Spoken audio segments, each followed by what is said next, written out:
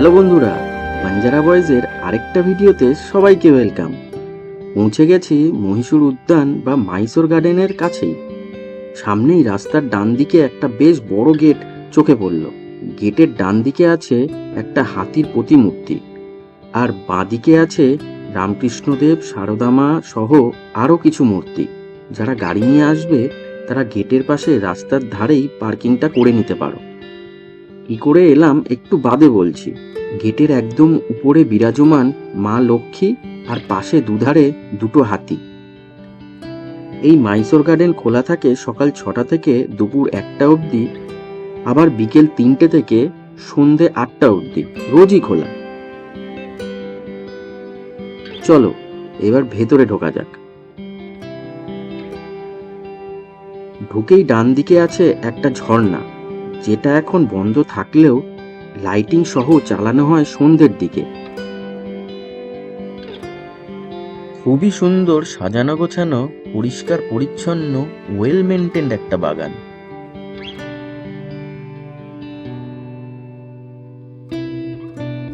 চারিদিকে সবুজ আর সবুজ, নয়ননন্দন এই সবুজে ঘেরা বাগানটা ডান দিক বা বাঁ দিক দুদিক থেকেই সামনের দিকে যাওয়া যায়। চলো আগে বাঁ দিক থেকে শুরু করি। বাগানটা যে বেশ ভালোভাবেই দেখাশোনা করা হয় সেটা তো দেখে বুঝতেই পারছো। আর চলার পথে দুধারেই আছে সার দেওয়া অনেক ফুল গাছ। এখন ফুলের সিজন না বলে খুব বেশি ফুল চোখে না পড়লেও তোমরা আসলে আশা করি বহু রকমের ফুলের দেখা পাবে এখানে। পাশেই এই যে দক্ষিণেশ্বর মন্দিরের আদলে তৈরি মন্দিরটা দেখছো, ওটা একটা কৃষ্ণকালী মন্দির। এই গার্ডেন থেকে সরাসরি ওই মন্দিরে প্রবেশ করা যায় না, তবে মেইন রোড থেকে আলাদা একটা গেট পাওয়া যাবে বহু প্রাচীন ওই মন্দিরে যাওয়ার জন্য। এই পুরো জায়গাটা পাঁচিল দিয়ে ঘেরা এবং তার গায়ে পেন্টিং আর খোদাই করা নকশার মাধ্যমে কলকাতা শহরকে সুন্দরভাবে ফুটিয়ে তোলা হয়েছে।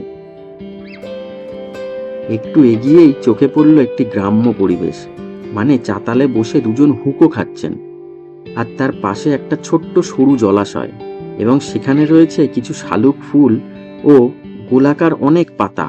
ভালোই লাগছে দেখতে। একদম ছোট্ট জায়গার মধ্যে বেশ ভালোই প্রচেষ্টা, মানতেই হবে।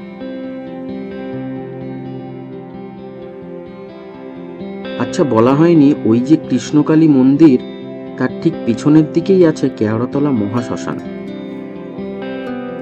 এই মাইসোর গার্ডেনের শেষ প্রান্তে আছে এখানকার অন্যতম আকর্ষণ এই দারুণ বিষ্ণু মন্দির।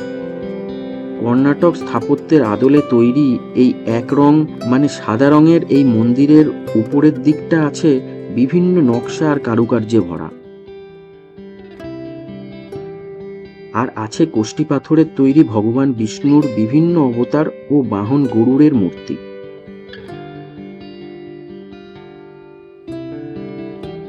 চলো এবার মন্দিরের ভেতরের দিকে যাওয়া যাক। 130 বছর প্রাচীন এই মন্দিরের গর্ভগৃহে পূজিত হন ভগবান শ্রীকৃষ্ণ সহ তার 3 অবতার। এখানে সব মূর্তিগুলোই কিন্তু কোষ্টি পাথরের তৈরি। দুপুরবেলা ঘন্টা দুয়েকের জন্য ছাড়া প্রায় সবসময় এই মন্দিরের দরজা খোলা থাকে ভক্তদের দর্শনের জন্য।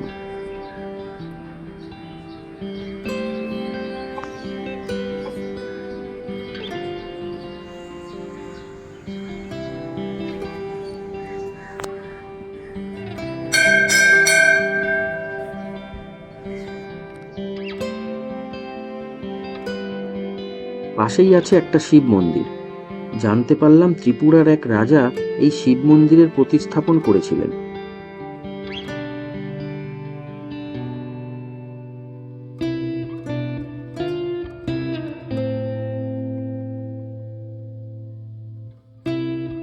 আচ্ছা চলো এবার একটু জেনে নিই এই জায়গাটাকে মহীশূর উদ্যান কেন বলা হয়। সালটা তখন 1894। ভারতের গভর্নর জেনারেল ছিলেন লর্ড এলগিন, আর তখনকার মহীশূরের রাজা ছিলেন চামরাজেন্দ্র ওয়াদিয়ার। তিনি স্বামী বিবেকানন্দের বিশেষ বন্ধুও ছিলেন। জরুরি কারণে তিনি কলকাতায় আসেন গভর্নর জেনারেলের সাথে দেখা করার জন্য, এবং দুর্ভাগ্যবশত সেই বছরেই গুরুতর অসুস্থ হয়ে পড়েন। মাত্র 31 বছর বয়সে 1894 সালে ডিপথেরিয়া রোগে মারা যান মহীশূরের এই মহারাজা। তারপর ওনার দাহকার্যের জন্য কেওড়াতলা মহাশ্মশানের পাশেই এই জমিটি কিনে নেওয়া হয়। তারপর সেখানে বাগান তৈরি করে জমির এক প্রান্তে নির্মাণ করা হয় এই বিষ্ণু মন্দির।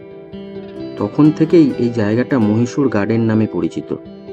1980 সাল অবধি এই উদ্যানের দায়িত্বে ছিলেন রাজ পরিবার, কিন্তু তারপর এই দায়িত্ব তুলে দেওয়া হয় কলকাতা পৌরসভার হাতে এবং স্থানীয় পৌর প্রতিনিধির উদ্যোগে নতুনভাবে সংস্করণ করা হয় এই বিষ্ণু মন্দির ও উদ্যানটি। পুরো জায়গাটাই কিন্তু প্রচুর লাইট দিয়ে ঘেরা এবং আছে একটা বেশ বড় ফোয়ারা, বিকেলের পর চালানো হয়। তাই আমি সাজেস্ট করব বিকেলের পর তোমরা সবাই আসো এখানে, কারণ তখন লাইটিং, ঝর্ণা, ফোয়ারার জন্য মহীশূর উদ্যানের এই সৌন্দর্য বেড়ে যায় আরও বেশ কয়েক গুণ। আচ্ছা, এবার বলে দিই এখানে তোমরা আসবে কি করে। এখানে আসার সবচেয়ে সহজ পথ হলো মেট্রো। কালীঘাট মেট্রো স্টেশনে নেমে বেরোতে হবে গেট নাম্বার 8 দিয়ে। আর যারা শিয়ালদা বা হাওড়ার দিক থেকে আসতে চাও তারা ধরো রাসবিহারী এভিনিউ যাওয়ার বাস, আর নেমে পড়ো চেতলা ব্রিজ বা কালীঘাট মেট্রো স্টেশনের সামনে। কালীঘাট মেট্রোর এই গেট নাম্বার 8 বা চেতলা গেট দিয়ে বেরিয়ে যেতে হবে বাঁ দিকে। সোজা 6-7 মিনিট হাঁটলেই পেয়ে যাবে চেতলা ব্রিজ। ব্রিজে ওঠার আগে ঠিক বাঁ দিকে দেখবে লেখা আছে দেশবন্ধু চিত্তরঞ্জন দাস স্মৃতিসৌধ। ব্যাস, সেখান থেকে বাঁ দিকের রাস্তা ধরে জাস্ট 1 মিনিট হাঁটলেই পেয়ে যাবে এই মহীশূর উদ্যান। বেরোনোর আগে চোখে পড়ল পাখিদের স্নান। শালিক, চড়ুই, পায়রা আর কাক তো আছেই। জলের সন্ধান পেয়ে গরমে স্নানের মজা কে আর ছাড়তে চায় বলো। তা কেমন লাগলো ভিডিওটা কমেন্ট করে জানিও। ভালো লাগলে ভিডিওটা একটা লাইক করে দিও। আর নতুন বন্ধুরা আশা করি এতক্ষণে তো চ্যানেলটাকে সাবস্ক্রাইব করেই নিয়েছে। আজকের মতো তাহলে টাটা।